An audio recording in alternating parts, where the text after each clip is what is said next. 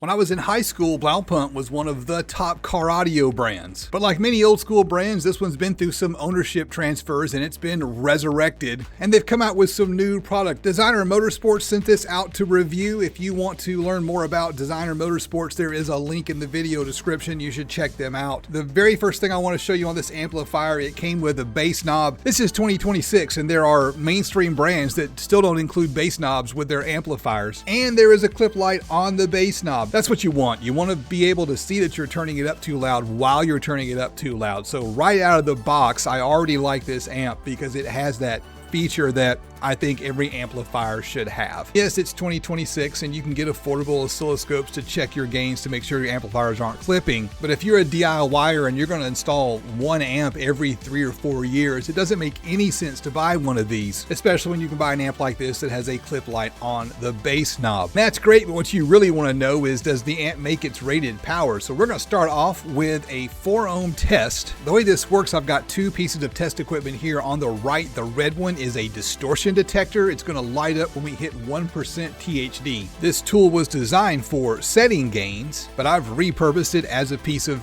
test gear to measure power. On the left, the blue box is the handheld amp dyno. It's going to show us our power. It's going to light up when we clip. This is low tech. I'm just going to turn up the bass knob until the lights turn on. So we get 204 watts at 1% THD, which seems kind of low considering the power rating for the amplifier. And then something really weird happens. Typically when you crank up the power, you'll get clipping shortly after you hit 1% THD, but this one just kept going and hit 420 watts at clipping. I've only ever seen one amplifier do that. More on that later. Before we move on to the 2 ohm test, let's go over the quirks and features of the amplifier. I've already mentioned my favorite part, that is the bass knob. If you look on this end of the amplifier here, you've got 2 terminals for your speaker outputs. A lot of people will incorrectly call this a bridged amplifier or a internally bridged. That is not accurate. All that is 2 positive and 2 negative connections to make it easier to hook up multiple speakers. So if you want to parallel a pair of subwoofers, you can run one wire to one set of terminals and one wire to the other, and it would have the same net effect of just putting 2 wires in each terminal if there were just 2 terminal connections. On this end of the amp, there is a clip, a power, and a protect light. Again, clip light. I like seeing clip lights on amplifiers. And we have 4-gauge power and ground connections. This is one of my criticisms of the amplifier. The set screws end up colliding with this plastic trim piece around the amplifier, and getting a 4-gauge wire in this thing is a really tight fit unless those are screwed all the way out to the point where they're actually bending that piece of plastic. I don't have the owner's manual in front of me right now, and if my memory serves me correctly, it says you're supposed to use larger than 10-gauge wire, so maybe it's designed for 8-gauge, which is not a good sign if you're trying to get 1,000 watts out of an amplifier. On the other end of the amplifier, you have 4 RCA terminals. 2 of them are your right and left inputs. Then there's a pair of terminals labeled bridge. There's bridge in and bridge out. That is for strapping your amplifier. You can take another identical amplifier and bridge the 2 of the amplifiers together. That's what strapping is. So this inexpensive entry-level budget amplifier is strappable, not a feature that you see on budget amplifiers very often. Has a connection for the bass knob, they call it the remote. There is a gain control, there is a phase knob, so you can go 0 to 180 or anything in between. There is a subsonic filter, technically we should call these infrasonic filters. I've got a video explaining how this works, but the TLDR part of it is that below the tuning frequencies, ported subwoofers can unload, and the solution to that is to pull the low frequencies out. There is of course a low pass filter, that's your subwoofer crossover. There is a bass boost knob. I'm not a big fan of bass boost. I wish they would stop putting it on amplifiers. It's there if you need it. My advice is always to turn it all the way down. I like the look, plain black with a nice screen printing. I think it would look great in your install. That's great. What about the power?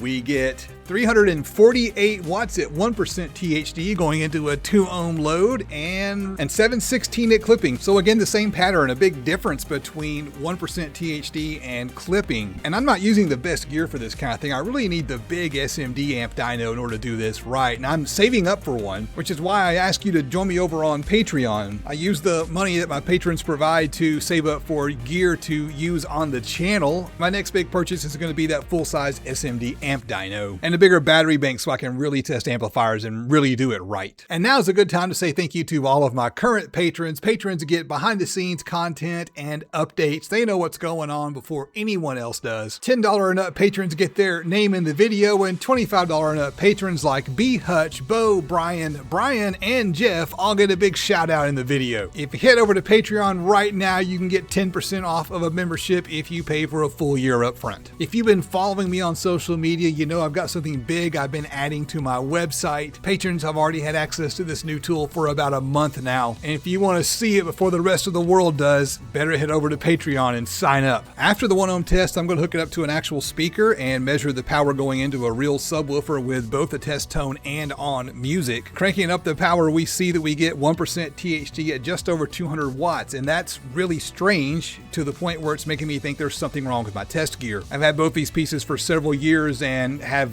not treated them well, so it's reasonable to expect that they need replacing or maybe some maintenance. And we get that same strange behavior where 1% seems to happen way too early, and then clipping happens very close to the rated power. So it's rated for 1,000, it starts clipping at 980. I call that close enough because that's within a reasonable margin of error. I want to see amplifiers within 5% of their power rating. 5% of 1,000 is 50. 980 is close enough that it's within what I consider acceptable tolerances. But that is just my opinion, and you're welcome to have your own.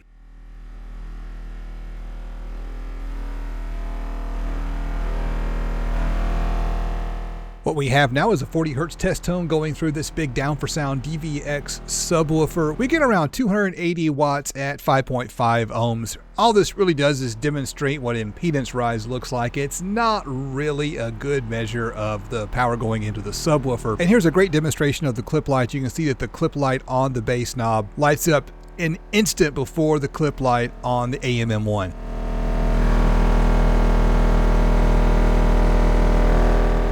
Now let's play some music. I don't have any mids or highs hooked up. It's just a subwoofer. And all you can really hear is everything in the garage rattling like mad as the bass drops. But watching the meter, we can see that we tend to hover between 2 and 3 ohms. At one point I saw it hit 1.9 ohms and 800 watts. And this just goes to show you that the way it works when you're actually playing music isn't exactly like it works when you're playing test tones through, which is one of the reasons why I said earlier, if it's within 5%, it's good enough for me. And of course, this amp has no trouble driving this big 18-inch subwoofer.